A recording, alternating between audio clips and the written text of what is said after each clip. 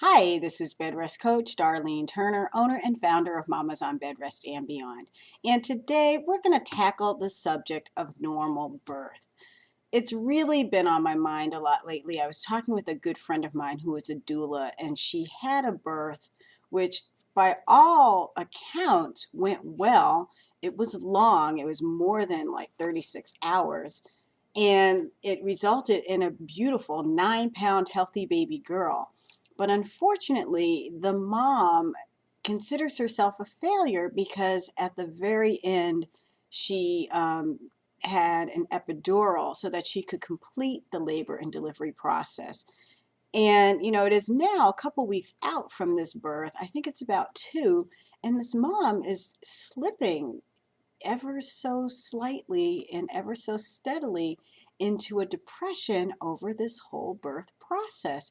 And she keeps dwelling on the fact that I'm a failure. I didn't have a normal birth. It's heartbreaking. My friend and I have been talking because she's like, what can I say to this woman to help her to understand that normal birth is relative. I mean, she had a wonderful birth. It was vaginal. It was she was able to ambulate and walk around and she was in the tub, she was out of the tub. She, pretty much, 98, 99% of what she had wanted for this birth happened. And because right at the end, she was so exhausted, her body, 36 hours of labor is just an incredibly long time. And just to get her over that last little hump to be able to birth her child, she got the epidural, and now she feels like the whole experience is a wash. So I really wanted to sit back for a moment. I've been thinking about it because my friend and I have been talking back and forth. What is normal birth? What is really I don't want to say the role of birth, but what is the effect of birth on our lives overall, or, the relationships with our children? And really, I just want to delve into this for just a moment. So let's start with the quote unquote normal birth. Normal birth is defined as a normal, spontaneous vaginal delivery that begins after approximately 39 weeks of gestation, anytime between 39 and 42 weeks of gestation. The complex feedback between the fetus and the mother and the maternal brain sets everything into action. The uterus starts to contract, the cervix softens, shortens, effaces, as we know, and the baby passes through. That is considered a normal birth. But, like with everything in life, there are variations. I mean, we know now that if a baby comes after 37 weeks, that's okay. They have a really great chance of survival. And times in between that, things can be a little dicey, good, bad, or indifferent, but babies do okay. We have the technology for babies to do okay. Cesarean sections, I had 2, and I will say I was kind of upset after realizing that that was going to be my fate, given that I had had fibroids and I'd had surgery and I had some other issues that really just made it life-threatening for me to try and deliver vaginally. But would I say my births were abnormal? Well, my daughters, that's a whole nother issue, but really, I mean, complications arise. So do we want to make it that my birth wasn't normal or that it was complicated? And those are 2 different things, because when a complication arises, such as what happened when I was having my daughter, it was disappointing, it was upsetting, but I don't really see it as my fault. I mean, hemorrhaging, bleeding profusely, however you want to term it, because I don't know if my case met the medical criteria for hemorrhage, what have you. It's, am I going to sit here and dwell on it, or am I going to enjoy this 10-and-a-half-year-old sassy little tween who is into Monster High and all these other things that have since happened since her birth? I mean, occasionally I do think of her birth. I think of it a lot. I write about it. I compare it, use it as a comparison for other women, what have you. But by and large, I don't think about it anymore. It's over. It's done with. With my son, which would have been considered much more of a normal birth, I don't really think about that either. It was great. It was wonderful. I remember seeing him for the first time. But those are the things I focus on, not whether or not I delivered vaginally or whether or not I had to have an epidural or this or that or the other thing. When I'm speaking with friends and we might be talking about births or what have you, it may come up. But it's not something I dwell on, and it's not something that I particularly allow to cloud, my whole perception of birth, my children, how I birthed them, our relationships. And most importantly, it does not define who I am or what I am as a woman. One thing I wanted to share with you as we talk about normal birth, and I want to kind of bring to your consciousness, is our concepts of normal birth have changed over time. And I want to read you something. And this is a delivery note from November 18th of 1965. And it starts with, the mother is 25 years of age, gravida 3, para 2, blood type B, Rh positive. She had an android funnel type pelvis with prominent ischial spines. Estimated date of confinement or due date was November the 21st, 1965. A female infant weighing 6 pounds 13 ounces was delivered at 12:18 p.m. on 11/18/1965. The patient's prenatal course was normal and uneventful. The patient's past obstetrical history is summarized in her previous records. The patient was admitted to the case room of this hospital with mild irregular contractions at 9:45 p.m. on 11/17/1965. However, the patient was not in true labor upon her admission. In order to induce labor, amniotomy was artificially carried out at 11:30 p.m., so they ruptured her bag of waters.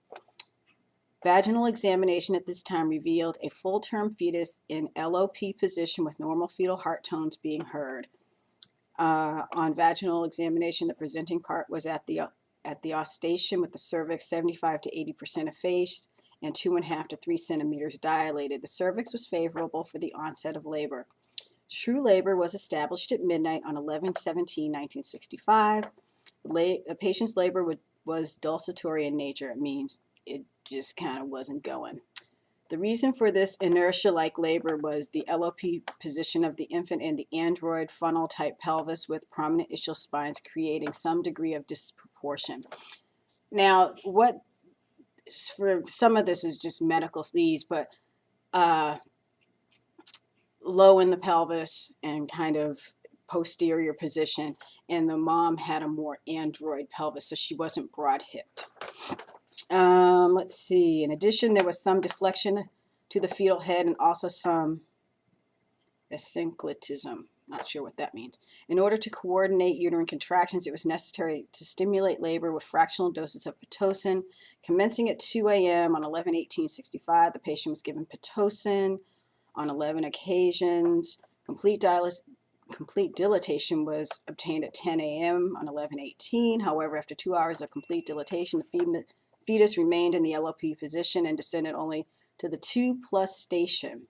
At midnight, the patient received her initial medication and throughout the course of labor received Seconal 200 milligrams, which is a sedative, Sparine 75 milligrams, Mesentyl 50 milligrams, and scopolamine 0.6, 0.4, and 0.4 milligrams. The fetal heart tones remained normal and regular throughout the labor. The delivery was effected with low forceps over the left mediolateral episiotomy under the saddle block anesthesia. An effort was made to rotate the infant by Scanzoni maneuver. However, the rotation did not go well, and for this reason, the infant was delivered over the left mediolateral episiotomy from the posterior position. Infant breathed and cried immediately and grossly appeared normal in all aspects. Oxytocins were administered. Placenta did not readily separate and for this reason was manually extracted at 12:21 p.m. The placenta was both normal and intact. The uterus was explored and found to be normal. However, as might be expected, there was moderate atonicity. Blah, blah, blah, blah, blah.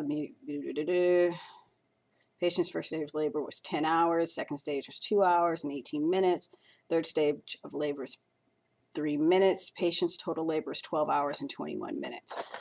Now, I read this to you because this was my birth.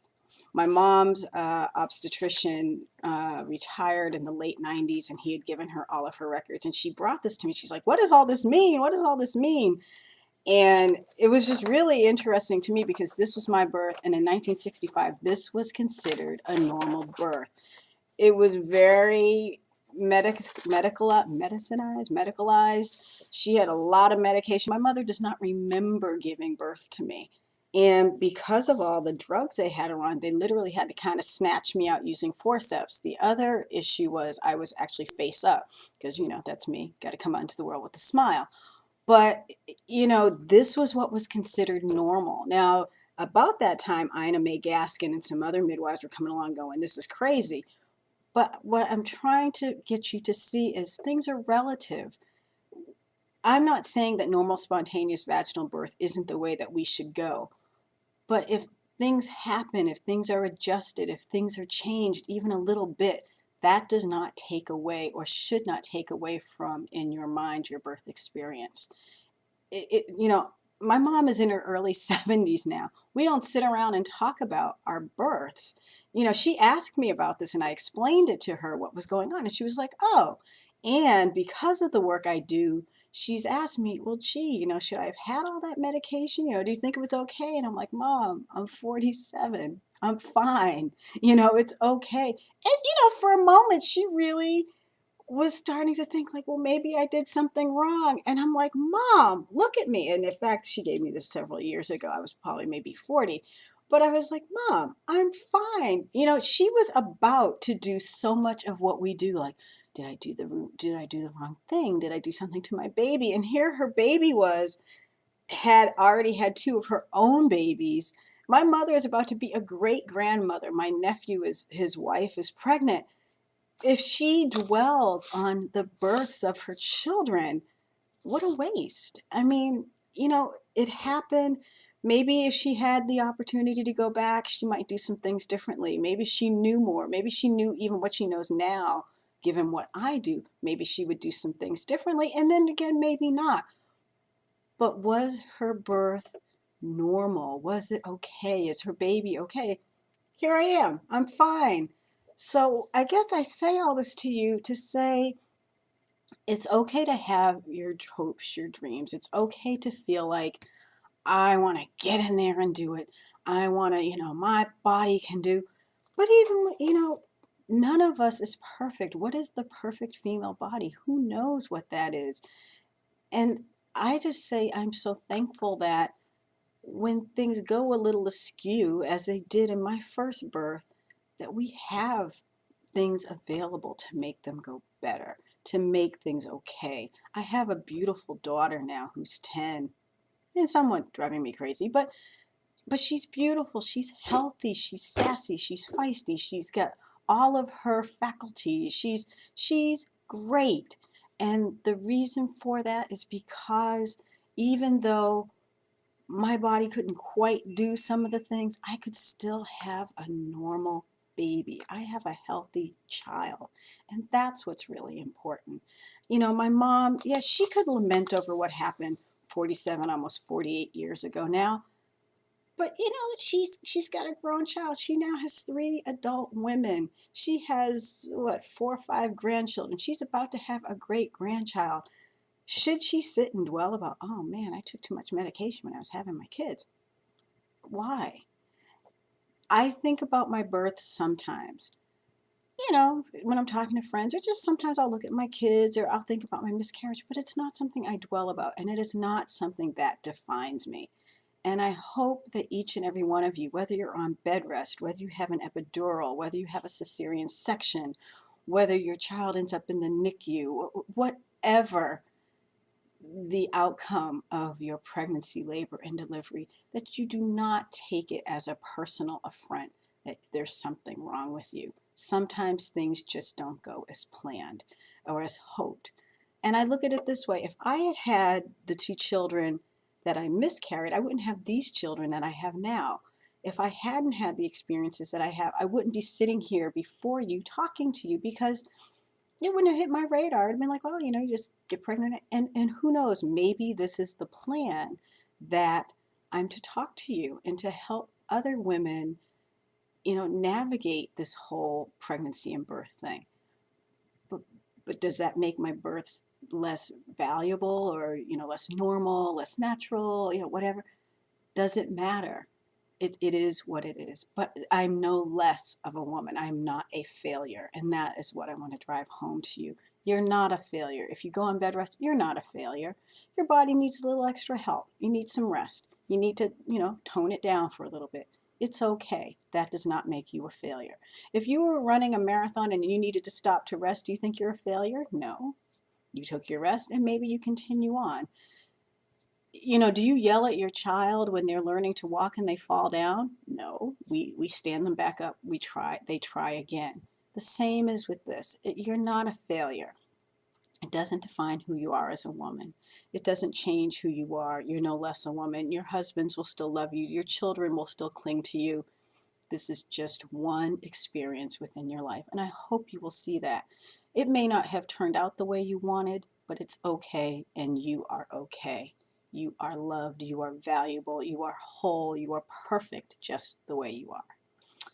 So on that note, so I don't become too preachy and drive you crazy, I'm going to end and say, God bless you and you're just perfect. This is Darline Turner, Bedrest Coach, owner and founder of Mamas on Bedrest and Beyond. Thank you.